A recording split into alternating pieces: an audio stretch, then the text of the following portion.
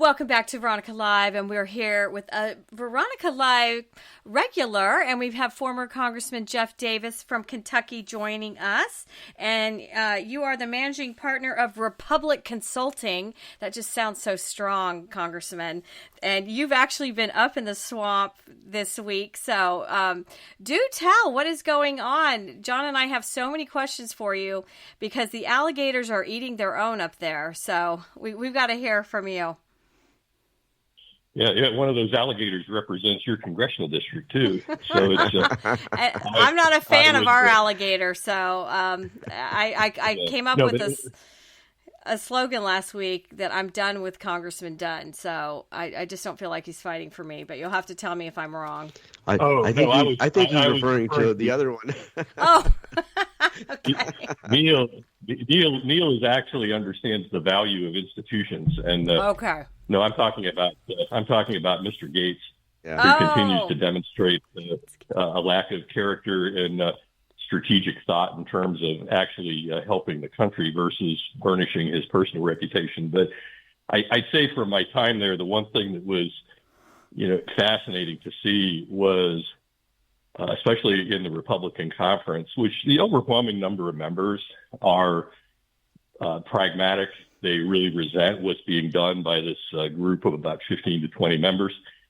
And seeing the speaker, who I have to commend for having both the moral courage and recognizing the urgency of the hour to move forward, he's not going to let a small handful of members of the Congress, thwart the will of what the majority of Americans want, but also what the right thing to do is.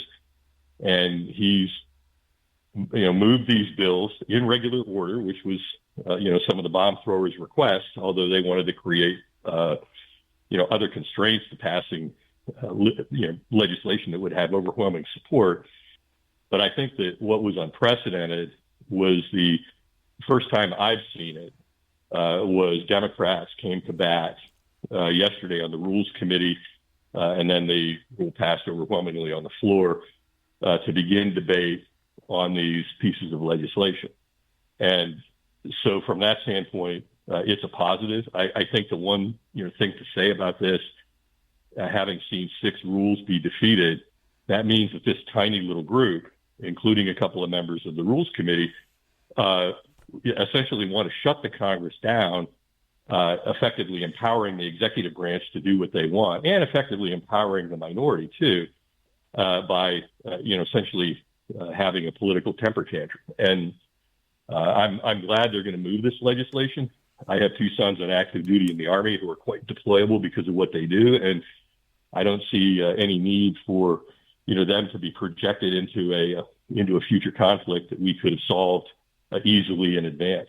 And from a historic perspective, that's a positive. So it's going to be a very tough remaining Congress because of these ne'er-do-wells. And I think that what a lot of them don't understand, although I know several of them would revel in this, is they're going to put the Republicans in the minority in the House if they keep these antics up. And I know several that just don't care. For them, it's more airtime on TV, and they'll continue with their records of not passing any legislation. Yeah, that's the part that really surprises me is there's no plan. When I heard Marjorie Taylor Greene, was going to call for the speaker, a vote of confidence, and I'm like, why are you doing this? There's no plan. This is insane. It's like, okay, so you remove the speaker again. Now what? And they don't seem to think this stuff through. Is it just they want the headlines for now? And the thing that really torqued me off about Marjorie Taylor Greene's actions was she took the news cycle off the Democrat side, which was really negative on Biden, and then focused it back on the Republicans again. As far as the chaos goes. Yeah, you're absolutely right. You're absolutely right. So, is it just really they're that bad? I mean, they're that vain. Is that what it is? I'll put it into this context. I mean, I was talking with several members and also with senior staff who I've known for a long time on just some of our technical defense work that I was doing this week, and kind of the consensus is that what's happened in the last week or two would have been unconscionable when I was in Congress. And the point was that you didn't move to vacate your speaker when that speaker had overwhelming support. I've been through numerous leadership elections, and if I voted, which I did in a couple of cases, for the future member of leadership who didn't win, I didn't turn around and try to subvert the effort. We went to the House floor and we supported that member for speaker, or we supported that member for leader, understanding that it's a team sport. And alliances and coalitions and teamwork is quite necessary to pass legislation. And it shows a lack of foresight. But I'll put this into an easier context than that. I don't think there's a lot of deep psychology involved beyond a little sociopathic narcissism. But the one thing I would say is this. I used to take a psychologist flying with me back in the day. This is like 35 years ago. And we got to talking because we had, both grown up in pretty tough backgrounds in terms of, what our childhoods were like. And I finally asked him his perspective as we're, boring a hole in the sky flying. And he asked me this question. He said, "Do you know what the problem is? Or do you know how to understand the irrational mind?" And I was expecting some great, deep, philosophical perspective. And I said, "No. What's the secret to understanding the irrational mind?" He said, "You can't. It's irrational." And the focus being that a lot of people who act like this are essentially creatures of their id. It's impulsive. And I think that if you look, I believe in a holistic view of life. And I think if you step back and look at these individuals holistically, you will see the same kind of irrational dysfunction in their personal lives. And in the case of Mr. Gates, in the case of, Mrs. Green, in the case of a number of others of this ilk, you in fact see this reflected in what they're like off camera. And, and it's sad, but it also, our republic is designed for the people in a congressional district to make the decision on who will be their representative. And several of these districts have fallen for the emotional, the endorphin high you get from somebody who's complaining. They elect somebody who goes in, who immediately makes enemies on all sides and can't get anything done and can't effectively represent their constituents or the tax dollars that could come to their district to strengthen or to focus on those district priorities. But, I viewed it this way when we dealt with folks like that, as if you don't want to take advantage of the opportunities to serve your constituents more effectively. That accrues more opportunities for me. And but they are what they are. I think the heartening sign, though, is that Mike Johnson. It reminds me of an old Ranger School thing when the Ranger instructor would say, "What are you going to do now, Ranger, after you've been up for 3 days straight and you're hungry and tired and have a bunch of zombies that you're trying to lead on the patrol?" And you make a decision and, pull up your bootstraps and go for it. And I think that what we're seeing in the speaker is he's getting legs. And I can't tell you, as we talked about 7 weeks ago, he was briefed in great detail on what's actually happening in the occupied areas, what the Russians are doing. He was shown evidence that he could evaluate on his own, unbiased. And he saw, as a matter of fact, the level of not only the atrocities that the Russians commit on a daily basis and the war crimes they commit, but he also saw firsthand evidence and also was able to speak with people firsthand who were evangelical Christians, Baptists, Catholics, others who, non-Russian Orthodox who had been assaulted, had atrocities committed on them by the Russians, as well as their churches being closed and burned. So I think it brought the conflict, into reality for him. And like me, he has a son that's about to go into the military this summer, starting at the Naval Academy. And so, I think practicality and reality reign. And that's the biggest challenge right now in Washington, is to govern based on reality, not emotion. Yeah, the interview we had with Colonel Sam Hartwell, retired, and you have that linked on your LinkedIn page. Listen to that. If people would listen to that, they would understand the gravity of what's going on in Ukraine. And I just don't get it, and that it takes. And the other thing I was surprised at this week is all of a sudden bipartisanship. The Democrats are actually going to vote for something that the Republican leader has put out. And they were all surprised. It's like, wow, we got 150. I think it's 155 Democrats to vote yes. With the Republicans to pass that package. And everybody's shocked, the Democrats are like, wait a minute, we have a Democrat president that's over here saying we need to pass this. We have a Democrat Senate leader saying we need to pass this, and then the House Democrats do nothing. It's like, I know there's politics, and it's, at the end of the day, though, you got to do something. But you're correct. I mean, this is, inaction is a choice too, and inaction. I think part of the problem with Ukraine is much of the press has treated it with a degree of moral equivalency. And the other thing that's quite dangerous, and I mentioned this at the end of February when I was on the show. Fortunately, now the chairman of the Intelligence Committee, Mike Turner, has come out. The chairman of Foreign Affairs, Mike McCall, has come out and stated the reality that we've been talking about for many months is that a lot of these members who categorically oppose any assistance to Ukraine and become apologists for Russia, whether it's a member of Congress or whether it's a Tucker Carlson or somebody of that ilk, they're all effectively using the talking points that are generated by the former Yevgeny Prigozhin's Internet Research Group, the military GRU intelligence organization, or the State Security Bureau, the FSB. And we're being bombarded with this information, and the way you get people to pick that up is tell them something that scratches an itch that they have, and they'll propagate it, and that's exactly what's happening. So many of the people who are the opponents of Ukraine aid, like Mr. Gates, again, who likes to traffic in untruths as part of his persona, is making all these statements about Ukraine when, in fact, the reality is he is effectively a mouthpiece for the Russian government. Marjorie Taylor Greene is in the same place. And it pains me to say that, speaking of a fellow American, but he sits on the Armed Services Committee. He should know better. But he, like some members of that ilk, will receive the classified information that's actually objective and factual, and it's given by intelligence professionals like Sam Hartwell, who you've had on the show, who are fairly dispassionate when it comes to looking at reality. It's about capabilities, not intent, what's actually happening versus what I want to believe is happening. And then he goes out and spouts that anyway. And it's creating a lack of institutional confidence among Americans, and candidly, that kind of mutual distrust only helps our adversaries. Well, how do you get through? And here's the problem I have.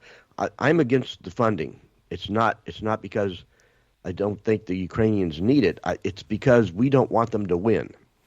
The United States does not have the will to tell the Ukrainians, we're going to give you what you need to defeat the Soviets. And we're doing the exact same thing in Israel. We're saying you can't win over Hamas, but the Israelis are saying, go do yourself, because we're not going to stop until Hamas is gone, and Hezbollah, if that's what it takes, because we're going to protect and defend ourselves, and so we're not helping, it's and this is what I was talking to Sam about. To me, it's almost immoral to give them more money to continue the slaughter, as opposed to giving them money and weapons to win, and if we don't give them things like ATACMS, why won't we give it to them? Why do we keep dragging our feet on helping them win? I don't think I'll put it in this context. Anthony Blinken, who's sort of a professional staff officer and think tank person through his time in his D.C. career, but Anthony Blinken, the Secretary of State, has consistently supported giving the full package to Ukraine since March of 2022. And I would say the two weak links in this process are the National Security Advisor, Jake Sullivan, who's candidly, I think he's a timid person, not in the sense of if you sat down and meet with him, but he's one of those, folks, again, coming from this very academic background, who is overanalyzing the associated risks and not stepping back and thinking about the real second and third order effects that could be quite dangerous. And the message has been so muddied because of things that former President Trump has said, various public figures have said, people in the news who are, essentially sharing this, this Russian propaganda. The story on the ground is very different. It's very grave right now, but we can turn that tide by giving them those resources very quickly. The Russian military, they can produce a lot of bodies, but they don't have a lot of trained soldiers. And as we reinvigorate their air defense capability, as we reinvigorate their artillery capability, supporting with larger caliber munitions, you'll begin to see further degradation of the Russians right now. I mean, there's a concern over an assault on Kharkiv that's quite real, but the Russians don't have the ability to conduct what we would call in our Western military's true fire and maneuver. Their mechanized forces don't have those capabilities. And this just because of both skill, maintenance, the ability to bring sustainment supplies up to the front. And it's a World War I war of attrition with some high technology at the moment. That can change dramatically with that infusion of additional ordnance. And, at the end of the day, it's in our interest not to have an aggressive Russia empowered sitting on all of the borders because they've made their intentions, quite known, and it would likely lead to a very bloody war. No different than the situation in 1938 and 39.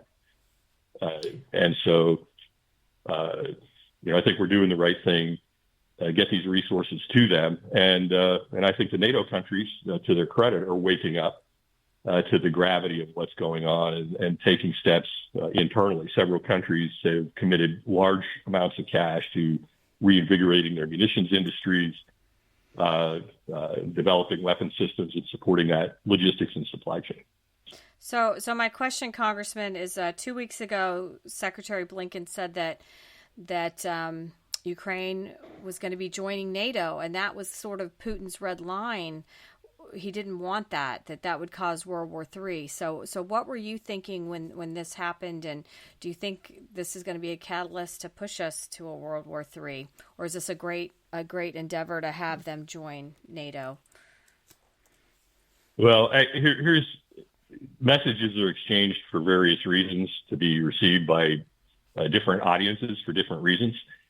And I felt that for many years, this goes back to the 2008 timeframe when I was on the Hill, that membership of Georgia, membership of Ukraine in NATO were highly unlikely. I still feel that way today until there's some stasis and real peace. However, Ukraine can receive security guarantees in the long run. But here's the question is, if somebody tells you, and let's put this into a personal context, Veronica, somebody tells you and your husband that that if you cut your grass, that if you trim the hedge next to their house that belongs to you, that that's provocation for them to attack you. In the free state of Florida, you would probably stand your ground and prevent that neighbor. You would call his bluff. And I think if we look at, I think one of the things in these seemingly complex international issues, getting behind all the crazy emotional rhetoric, you can take the same principles that apply there and apply them in a personal context in your neighborhood, in your family, among colleagues or in communities, and you see how these things work. And bullies are only stopped when someone chooses to ignore their rhetoric and deal with the inevitable. And usually the bully has to shrink up and go away. And one of the dirty open secrets is Putin knows, for example, that if he were to use nuclear weapons in Ukraine or toward the West, that his country would cease to exist, period. And, when you're don't believe in anything in the hereafter and it's all about what you can have now, that's kind of a self-defeating ideology for what legacy that he would want. And thus we've seen him back down continually, going all the way back to 2014. And again, the fragility in Russia, I don't see the Russian people as a core walking away from this because they have a unique worldview that's been developed over centuries, and particularly with the infusion of this propaganda. But if you take a look at it at a deeper level, he's always only gone over those red lines if he sees that there's going to be no response. And I think there is a clear understanding that there will be a response. And Poland is, I can tell you this from having been in Europe recently. I mean, Poland is preparing for war. The Baltics are preparing for war. Romania is preparing for war at an accelerated pace. Norway, Sweden, and Finland are all preparing for war. And, if you want to maintain, as the old saying goes, if you want peace, prepare for war. And, you let your adversary know the very high and painful price that they're going to pay if they initiate hostilities. And so the closer folks are to the struggle, they see the reality of it. I saw that firsthand up near the Russian border in January. And it's the way to handle this, because the Russian people privately, those who actually know what's going on, can't say anything any longer. The best thing that we can do is create a situation that lets them understand where they are, and regardless of what they say publicly, their actions are what matter. And eventually, if they're not stopped, they're going to continue grinding this down. Now, here's the flip side: because Russia is a demographically dying country, he's essentially wiping out a generation. The official statement they released on 50,000 casualties or deaths, combat deaths in the last 2 years, is fallacious. It's the best information that I've seen from multiple sources. It's somewhere north of 300, maybe 350,000 dead. So sad, so tragic. But now you've said that all. Well, wait a second, John. Congressman, you said all these countries are preparing for war. I'm into deterrence, of course, but should Americans be scared when we hear that? No, I go back to the situation at the height of the Cold War when I was a young Army officer. I remember a talk by a battalion commander, my battalion commander, actually. He was just a truly great warrior, great Christian, great person, great intellect. And I had just talked to a bunch of the soldiers, and, we gave the gung-ho, rah-rah, let's eat broken glass and do all the things that we do as soldiers. And I was young and immature and about 6 weeks out of Ranger School when I made those comments. And then I stood back and let the man with 2 combat tours stand up and without the rousing emotion. And he made the statement, "Men, I know you wonder why we're training so hard and we're focusing so much on the potential mission that we have to defend our nation against communism." And he used those terms very openly. And he said, the reason that we train so hard and the reason that we have to have the strongest army in the world is if we truly have that, that will be the thing that maintains the peace. And he was absolutely correct. And you can time the weakness of our international security, whether by fault or conscious, well-meant choice, when we begin the massive drawdown of our forces and also the defense industrial base. That was happening simultaneously as these pluralistic threats were beginning to multiply in the mid to late 1990s. Yeah, and I agree 100% with you on that fact. I'm just curious what the numbers of dead, in the Ukrainian war so far. It's such a difference between Israel, and if you believe the Hamas numbers of 30,000 being killed, which I don't believe. Why is it that we've got this thing with Hamas and everybody in the country protesting genocide in Gaza, and yet what goes on in Ukraine and Russia is almost ignored? I mean, what is it about people that's going on here? Well, I would say the one difference in politics and advertising, you may have heard the term weight of message. The idea, if I can get my message out at 2 or 3 times the rate that you can, the probability is very high that my message will be accepted. I mean, all things being equal. We've had literally 2-3 generations of news coverage around Israel that's branded very deeply with different perspectives over time. But people really haven't paid attention to Eastern Europe since the Cold War. And even then, it wasn't seen as the unique individual cultures and people groups that had been coerced to make up the Soviet Union. We saw it essentially as a blob, as a nation. And so, and they saw us that way too, frankly. And I think that's a piece of the challenge is people were simply ignorant of it. I mean, how many people before 9/11 could pick out Kabul, Afghanistan on a map? That's so true. Any number of other places. They have lives. They're taking their kids to, the soccer and Little League and, going to work and going to church and, functioning in their communities. When 9/11 presented itself, and suddenly everybody knew where these various places were, like Kandahar and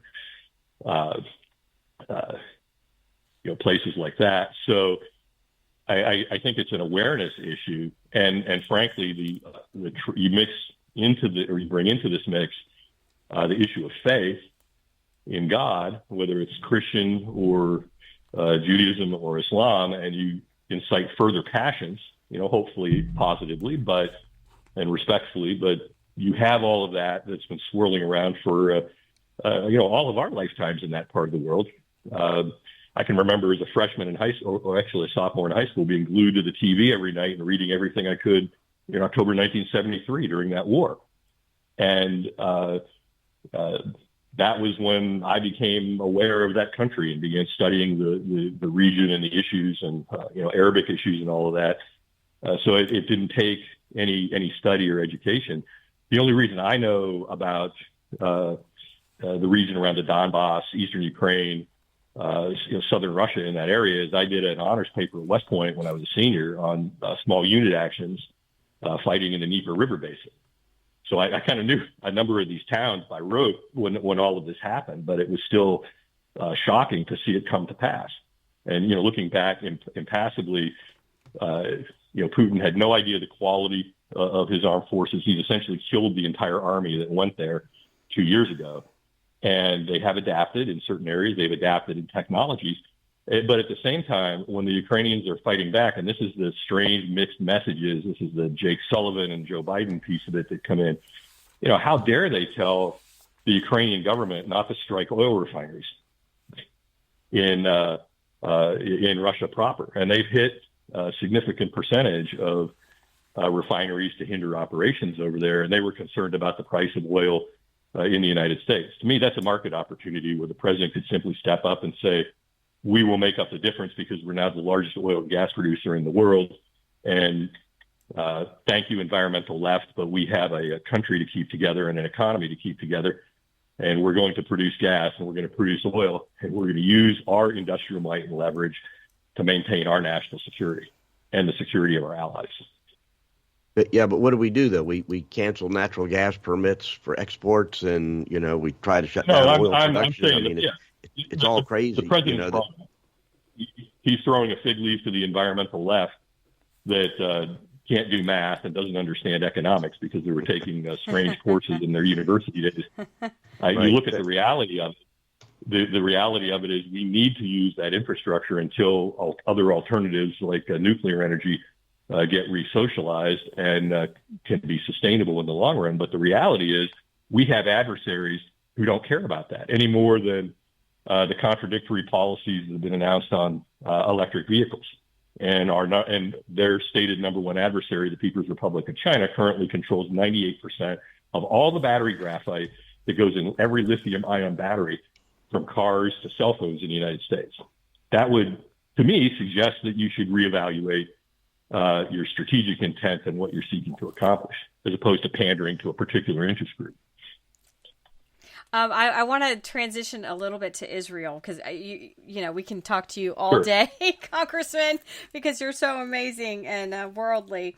But are you frustrated? I mean, what are your thoughts this week with Israel stepping up and trying to take out stuff in Iran? And then I was very impressed with Iran sends all these drones, and I guess Saudis and Jordan and Israel were able to take out 99% of these, lawnmowers flying in the air, which, drone warfare is it's come to fruition, the last few years. So I just wanted your thoughts on Israel and Iran and this kind of warfare, and then how does Israel move forward?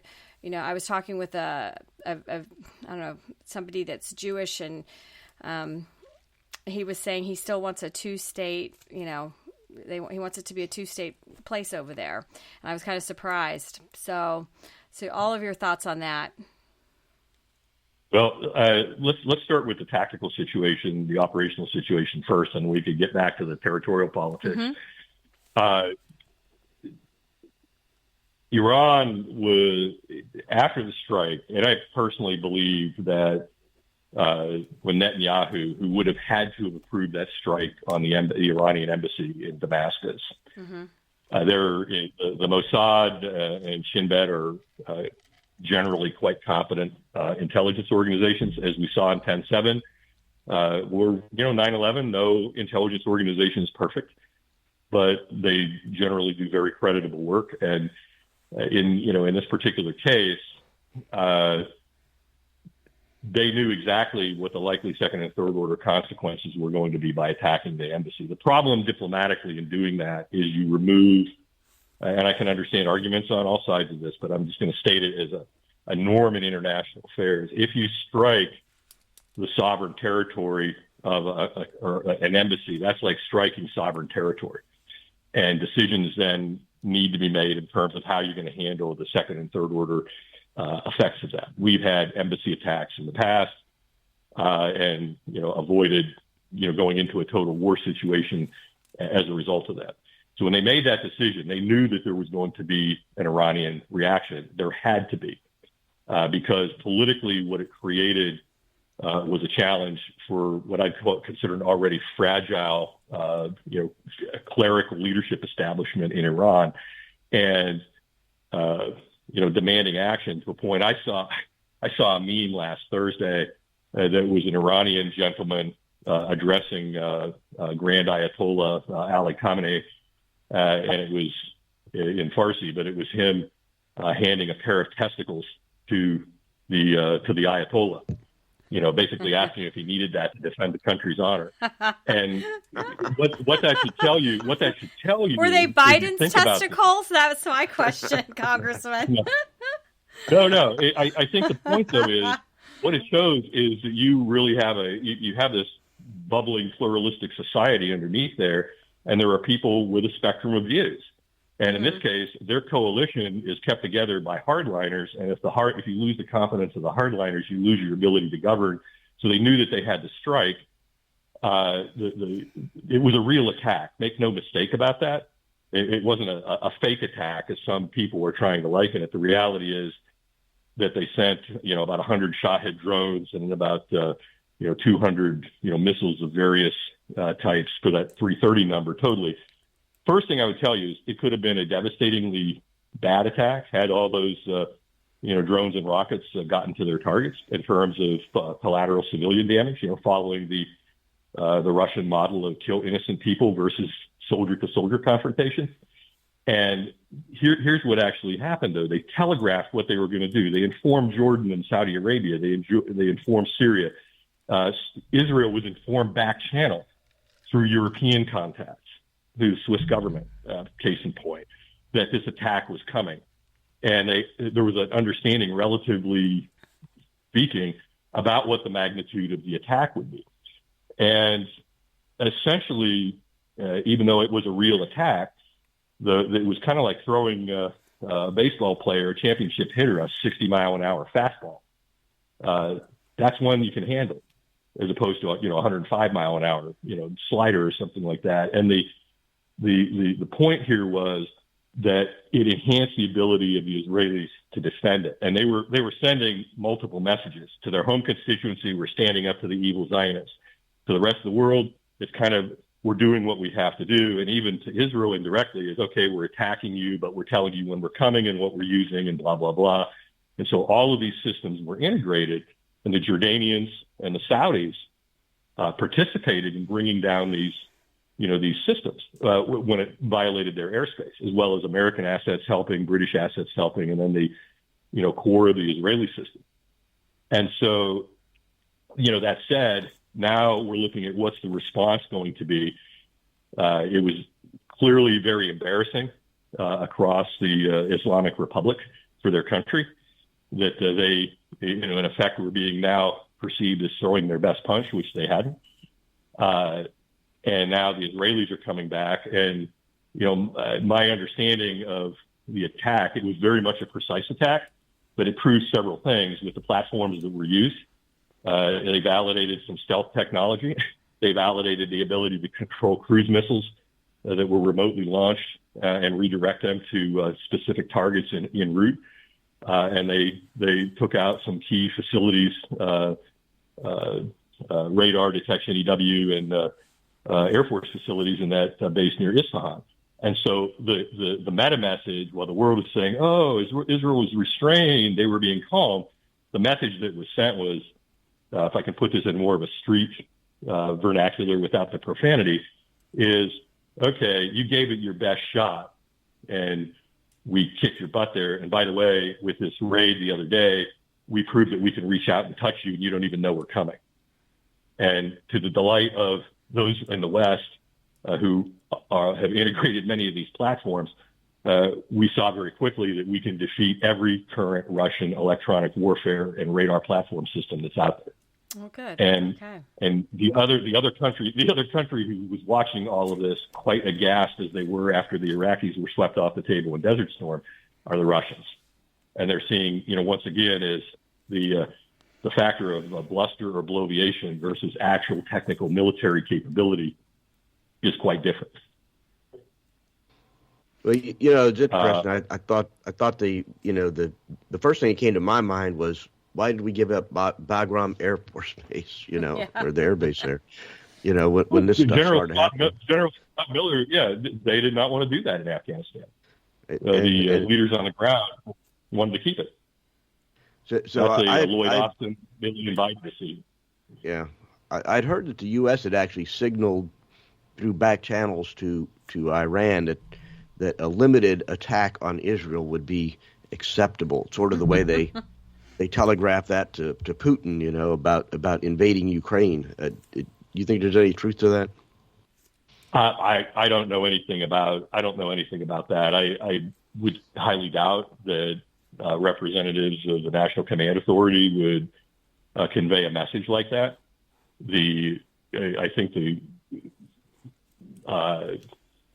Sometimes I think resolute silence is better than making dithering public comments like that. No different than the comments around oil production and those sorts of things relevant to the Ukrainians and the Russian situation. So it's going to be an ongoing dialogue. We haven't had necessarily the A players in a lot of positions in this administration, which is unfortunate.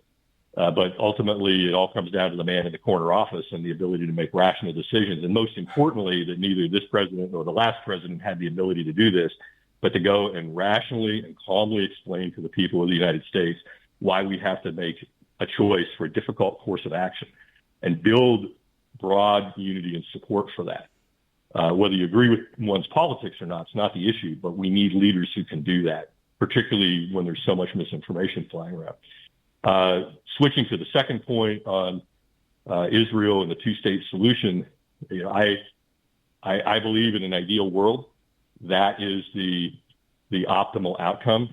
However, I think if you look at Israeli polling right now and also polling in the Palestinian areas, there's resentment on both sides. It's not a one-sided issue by any means.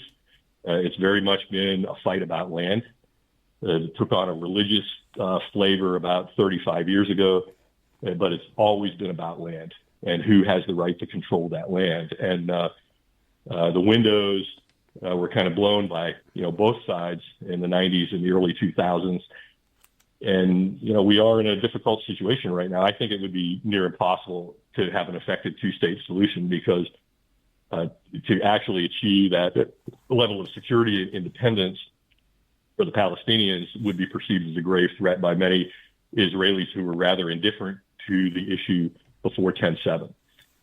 So it's aspirational. A lot would have. I'm not saying it's impossible, but a lot would have to happen in order to, get to the place that would help. And I'll give you an example where there was much less carnage involved on both sides. If you look at the agreement in Northern Ireland that led to the peace between the Irish Republican Army and the Union government, or the Union government leaders, the Protestants.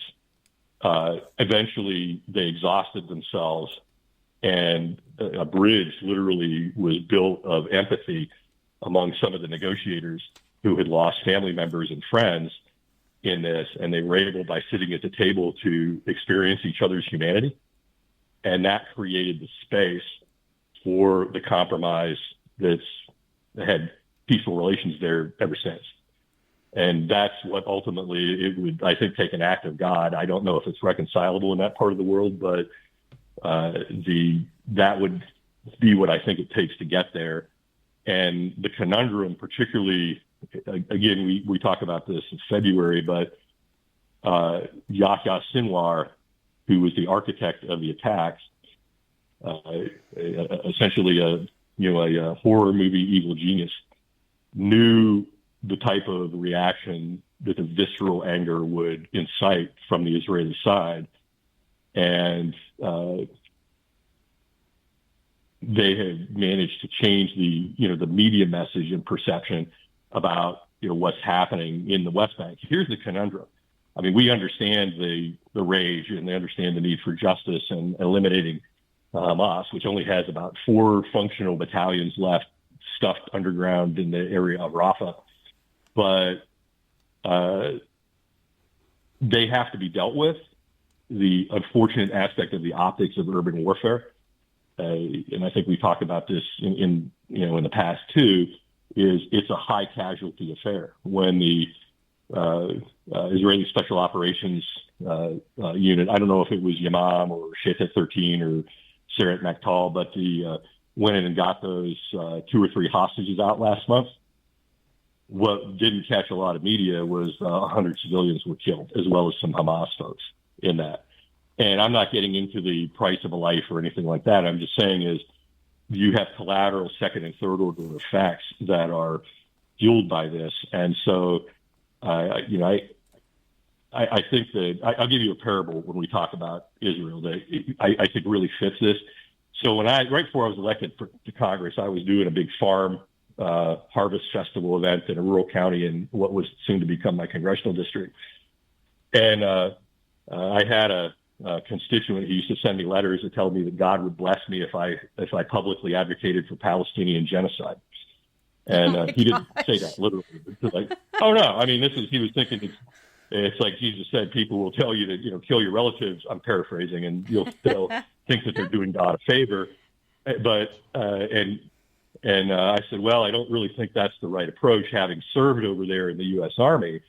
And then I was trying to answer this as thoughtfully as possible. And a couple of folks, and another guy said, well, I thought you said you were a Christian.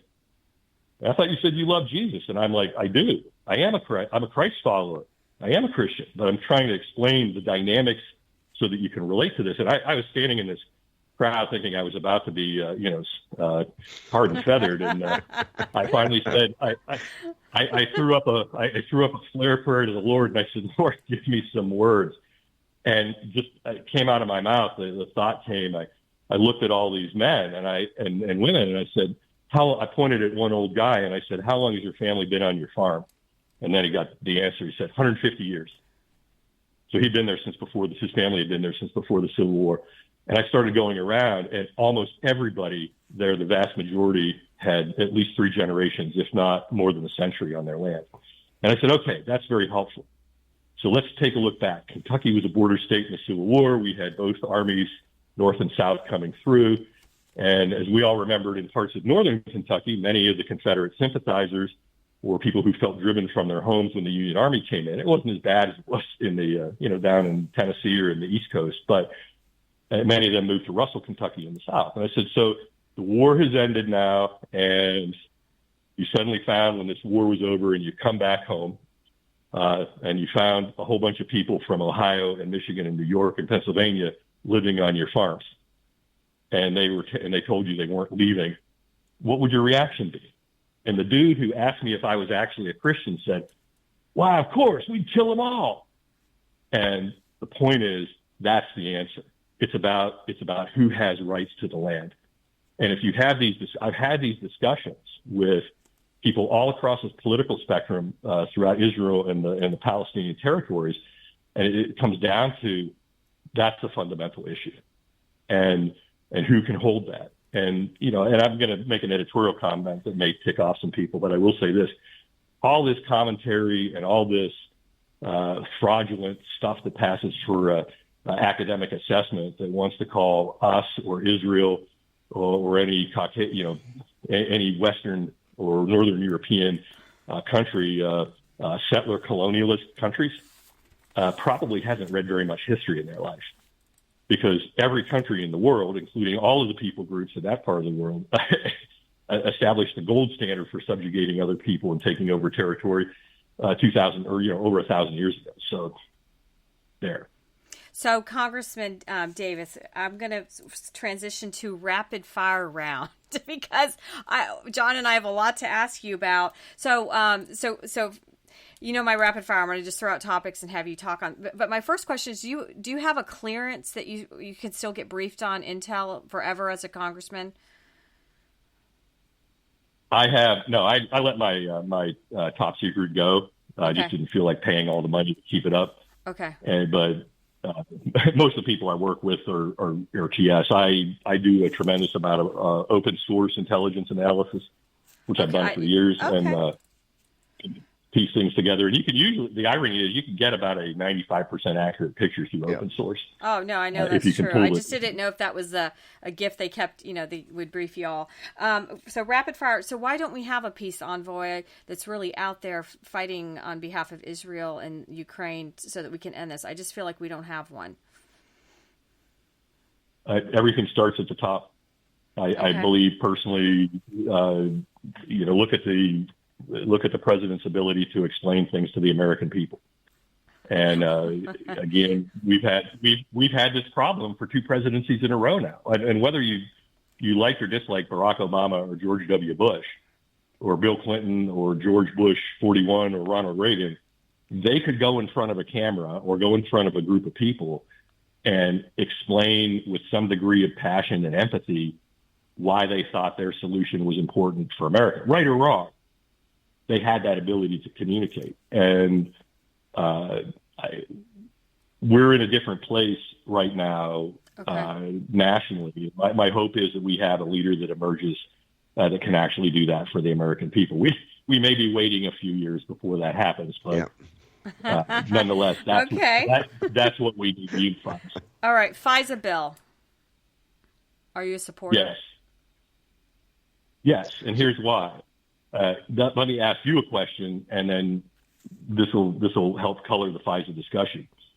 If your partner there was repeatedly communicating with known foreign terrorists and exchanging information that was dangerous to the United States of America and threatening the lives of Americans, as the foreign terrorist was instructing your friend, John, to blow up the radio station or do some other atrocity, would it be appropriate for him to be for those communications to be monitored to see if there was other malign activity that he was going to participate in?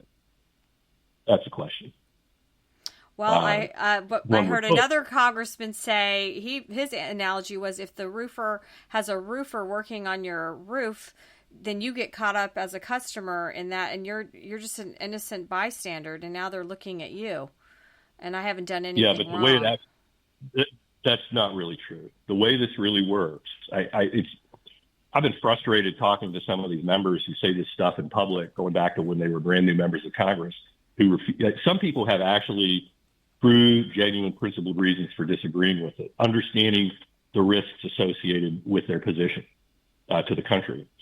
But the reality of this is that the law is focused on one thing: is communicating with a known foreign terrorist repetitively. For example, Anwar el-Awlaki, who Rand Paul still calls that state-sanctioned murder as opposed to a justice operation, who was an American who was advocating jihad, sedition, treason, revolution in America, and the killing of innocents, was actively communicating with numerous people inside the United States who had malign action, one of whom was the Major Hassan, who killed all those people at Fort Hood in November of 2009. The system, even at its more stringent in the prior iterations of FISA, is not perfect by any means. But anybody who comes up collaterally with that, so let's say that you just happen to exchange a social media post or a text or a phone call professionally with Major Hassan while he's actively planning his actions, that's just an anomaly. That's not you're not going to be massively investigated. It's just an anomaly if there's no ties, other communications. That's flagged and blocked, and you're right back to, focusing on folks who are actively engaged in malign activities, espionage, seditious activities. So the bigger reality is that it's overblown. My last year in Congress, I think the number of people who had the warrantless searches in the entire country of over 300 million people, put this in mind, was like 54. Okay.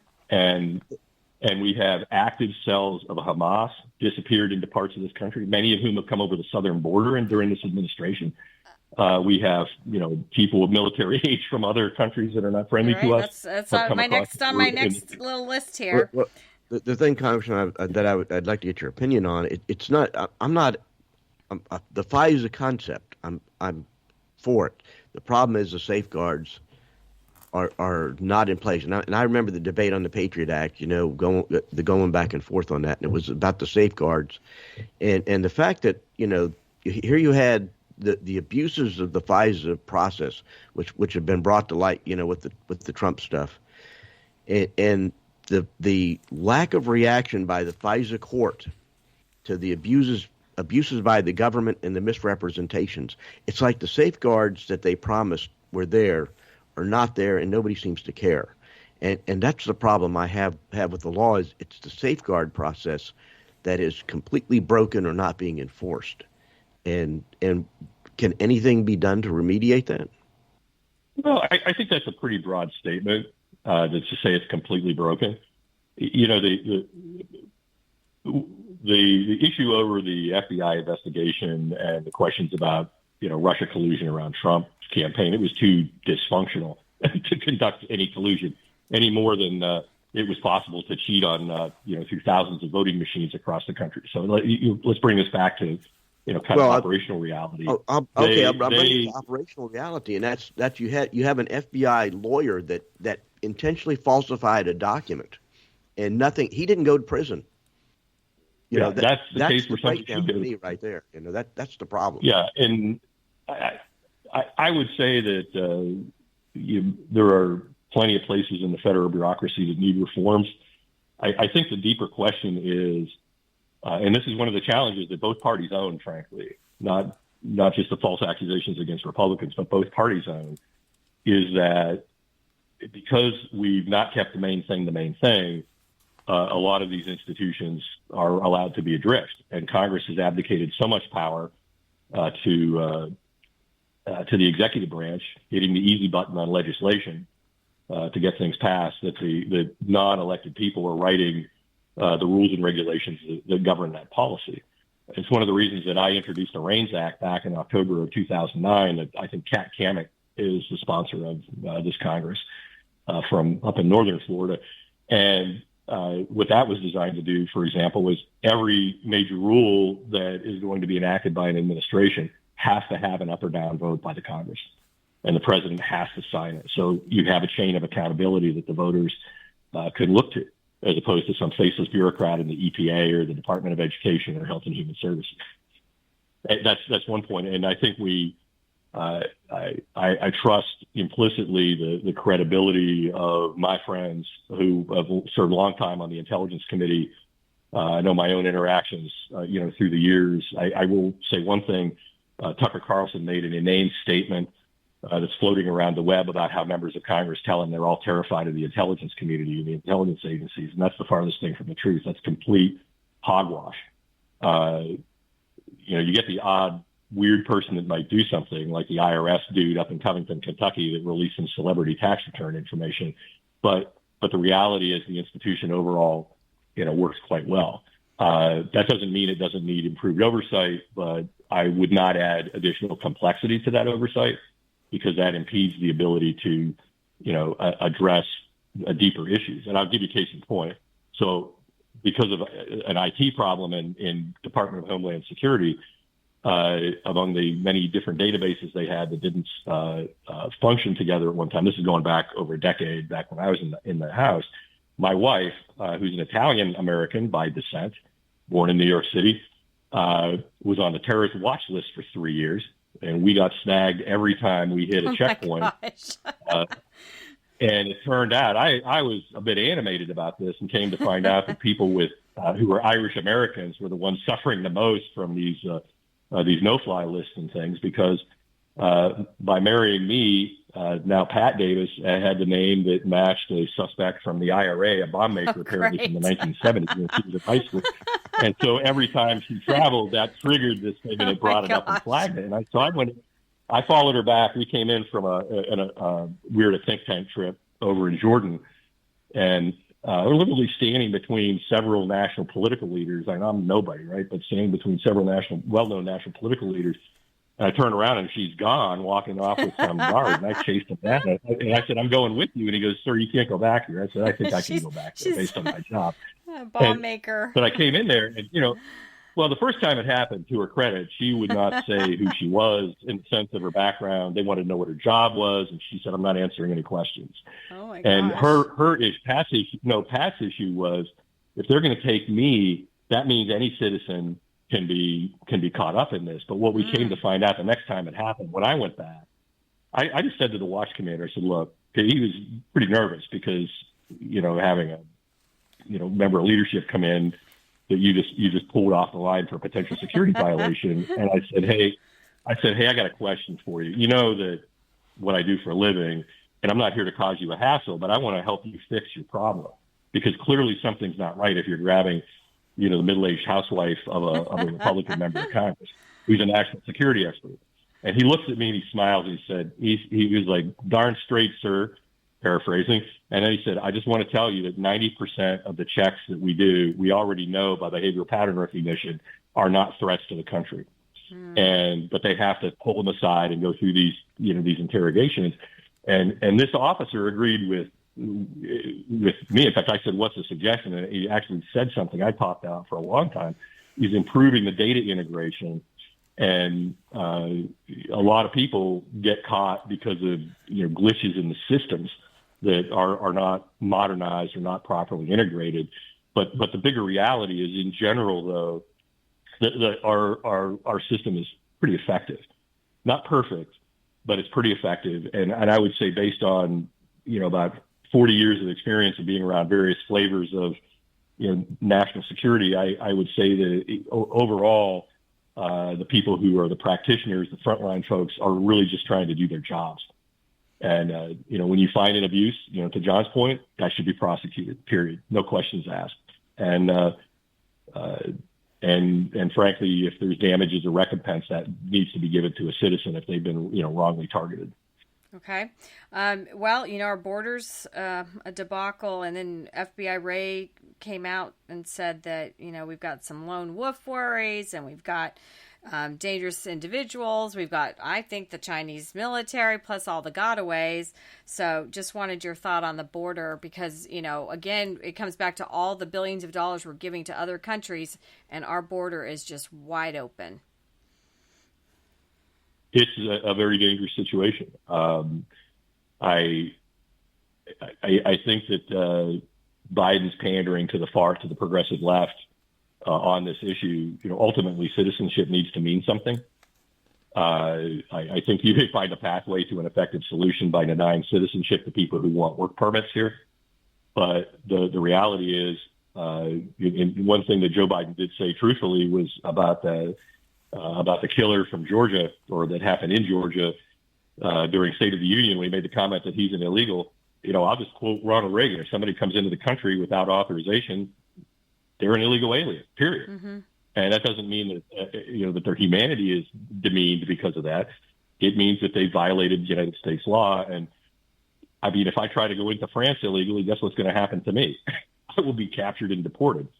Virtually any country in the world, you try that. And so I think there's kind of a misunderstanding of, this that's propagated from those folks. Candidly, strong border enforcement is necessary.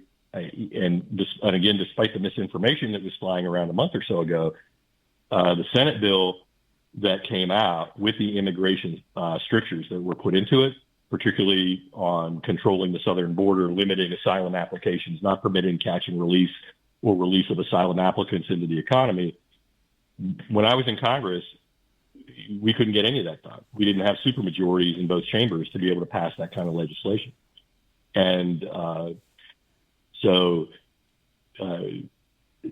what was potential would have been probably the biggest step forward in immigration enforcement in my professional life, at least since the 90s.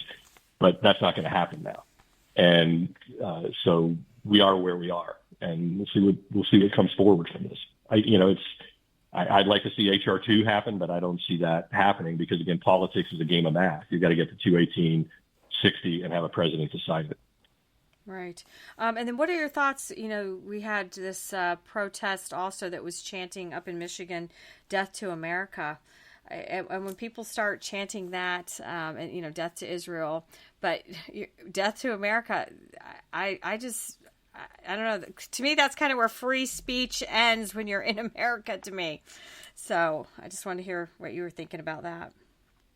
I think that those were repulsive statements. The question, if this was 1917 or 1918 when that happened, those people would have been imprisoned under Wilson's laws that were imposed during the First World War. The one thing that I would say, though, is that President Wilson's real legacy wasn't being a great Democrat. It was compromising the civil liberties of Americans more than any other president in history. So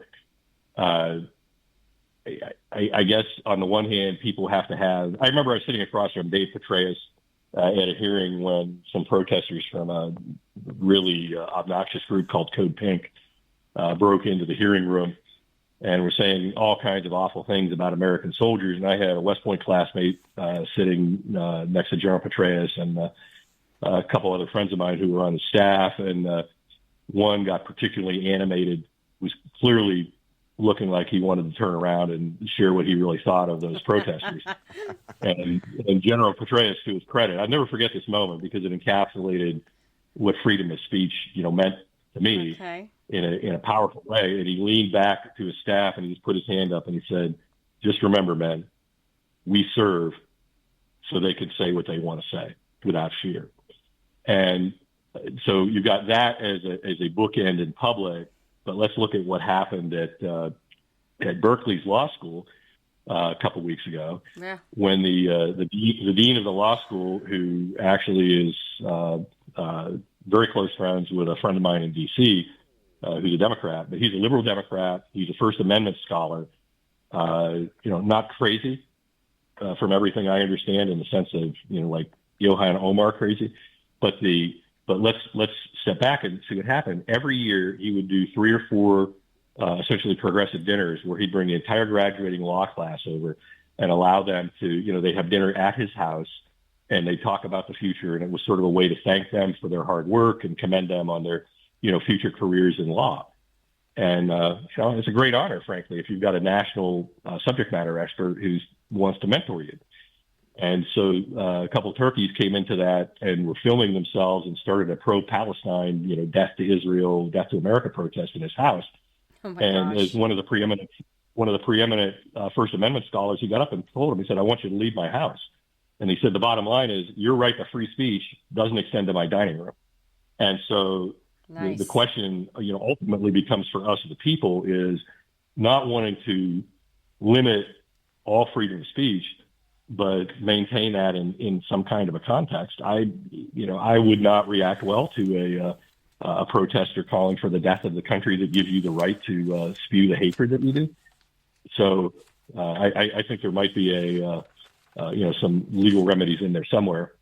We handled that at a soldier's funeral in 2007 when the what's that Baptist church from Kansas, despicable people that would say, God hates your son, God wanted your son to die. West something. Well, Westboro Baptist. Yeah, Westboro Baptist. That's it. And I was arriving at this funeral for one of the soldiers from a unit in my district.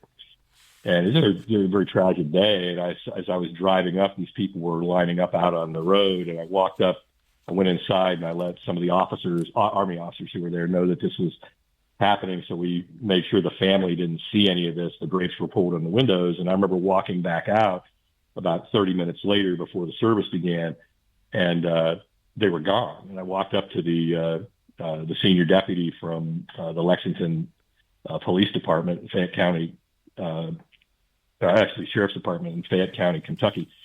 And I said, "Hey, where did they go?" And he said, "Oh, Congressman, we got this. We arrested them for their safety. They'll be released after." It was pragmatic. We had a similar experience in my county where a young Marine had died in Iraq and was coming back, and that group did the same thing. And the sheriff just let them know, "You'll be picked up at the Indiana border when you cross into Boone County. Don't come here." And so we're going to respect the family in their moment of grief. And I think at a localized level, that's the way to handle these things, as opposed to a one-size-fits-all laws. Let the communities weigh in. If you look at the history of our country, we've had some pretty broad spectrum from the rational to the completely insane speech that I think to some degree has to necessarily be tolerated to keep the rights of everybody else. So two more things. The Biden and the dementia. I mean, every day it's awful. And this week he talked about his uncle and cannibalism. And I just feel like we don't have a president. Cannibal's a bad name. Don't give cannibals a bad name now. Well, the funny thing is my grandfather was actually shot down in World War II over New Guinea, and my father has a whole World War II album with these little New Guinea people. They were actually very little, and they were on the island for like a month, so there was never any mention of cannibalism. So, actually, the tribesmen accrued great rewards and status by helping the downed pilots, and in some cases, the most remote pilot or the most remote tribes had never had any interaction with the outside world. They even made like idols of aircraft out of reeds and stuff, and were worshiping them because they thought it was a sign from the gods. And I've got to look at this photo album. Biden's uncle was shot down in the ocean. Right. So, back to the dementia part, and then, the PM of Japan came, and he was doing the military ceremony out on the lawn there, and the Marine had to hold his hand. It's just been so awful. It's very troubling. And, ironically, I think if they would make a change from Joe Biden to a couple of other emerging Democrat governors, not the governor of California or the governor of Illinois, but other governors, I think would have some real potential on the ticket to, bolster the party. But they also would be advocating things that fly in the face of the, let's say, the less than rational wing of the party.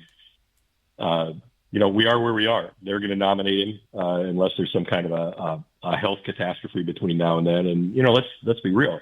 Both nominees are not on their A game, and neither nominee, I think, offers a particularly rosy view of what the potential for governing in the future is, especially based on what the makeup of the Congress is going to look like next year.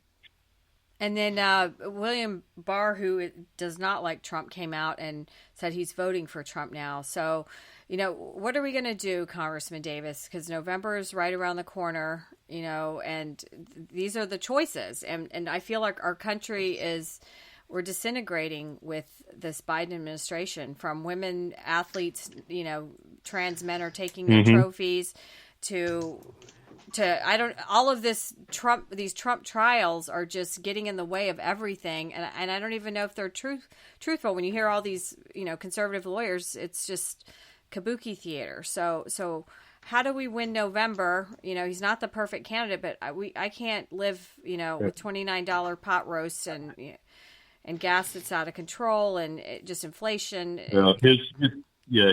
Trump's trade policies are not guaranteeing that prices are going to come down.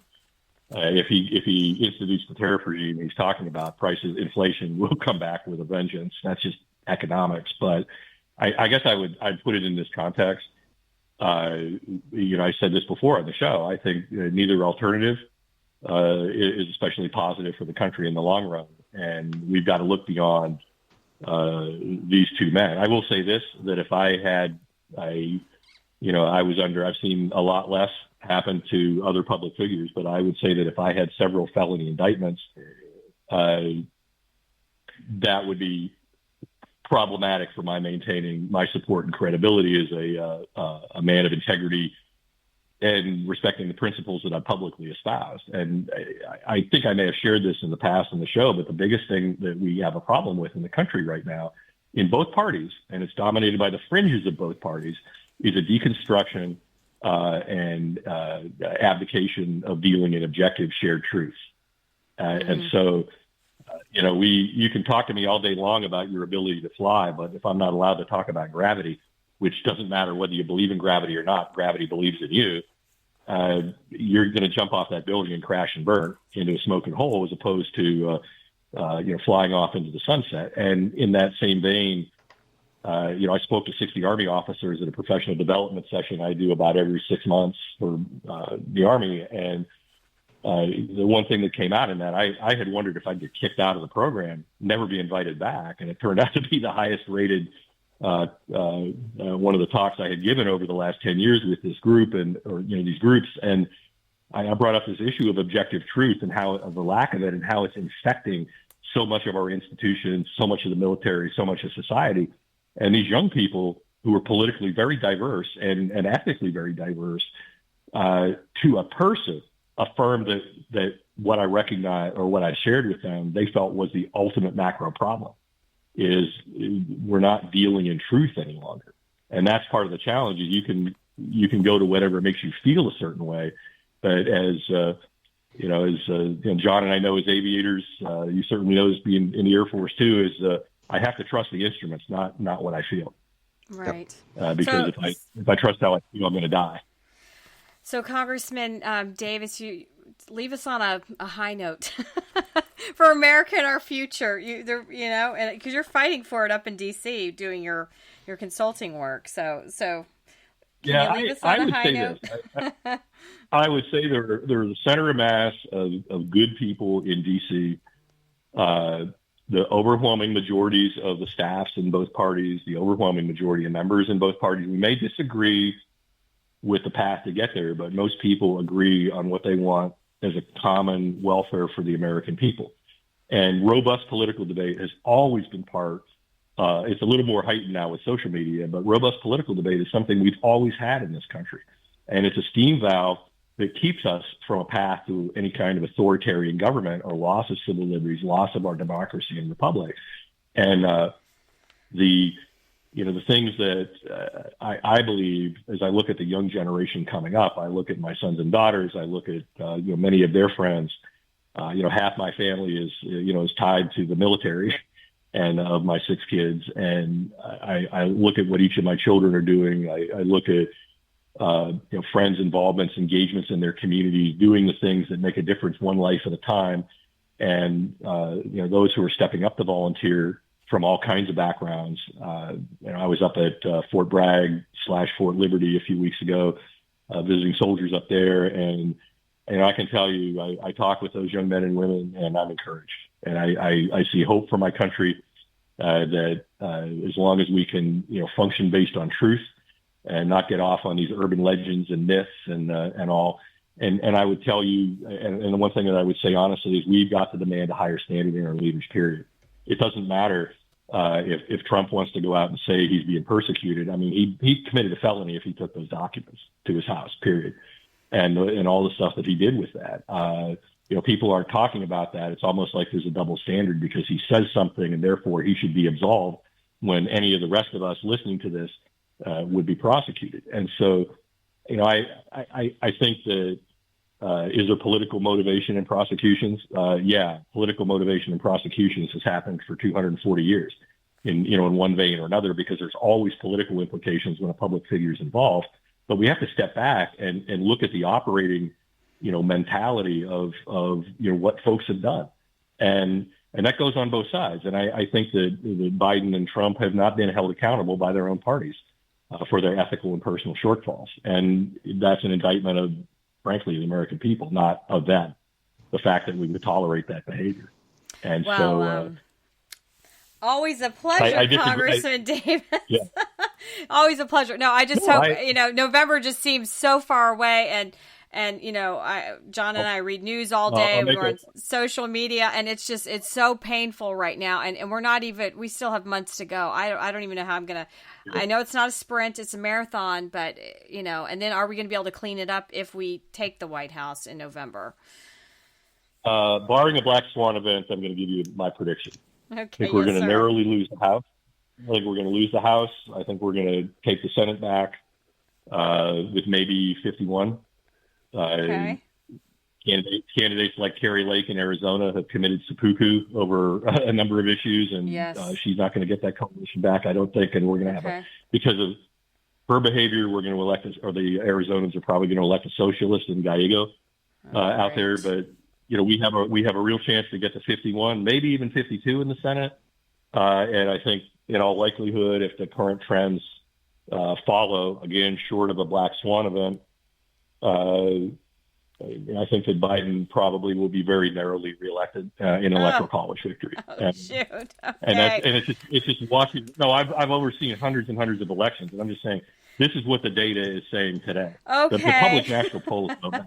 Now I'm sad, Congressman. Don't be sad. I know. Well, it's a mess. I know. But Tucker, I'll leave you on a positive note. Okay. Tucker Carlson was talking about the wonders of Putin and Russia and all this stuff. If he had driven 15 miles from where he was extolling the virtues of the Russian Federation, he'd have found that it's a really, I was going to say it was a country that was referred to with a particular adjective by Donald Trump talking about South Asia. And most Russians would tell you that, even though it's like, yes, we can't get food and we can't get bread, but we are a great country. It's a, kind of a Russian dark joke. But the reality is, in that part of the world, in China, in Russia, in most of the countries in the world, to have a conversation like we just had would cause all three of us to be taken and incarcerated. And the great thing about America is we can share what we believe. I know, and you're brilliant. So I'll be calling you before the election because you always have so much to share with us, and you're fighting up there on behalf of America, because I know you are, totally America is in your heart. So, well, such a pleasure, Congressman Davis, and we will have you back, of course. So God bless you, and we'll be right back on Veronica Live.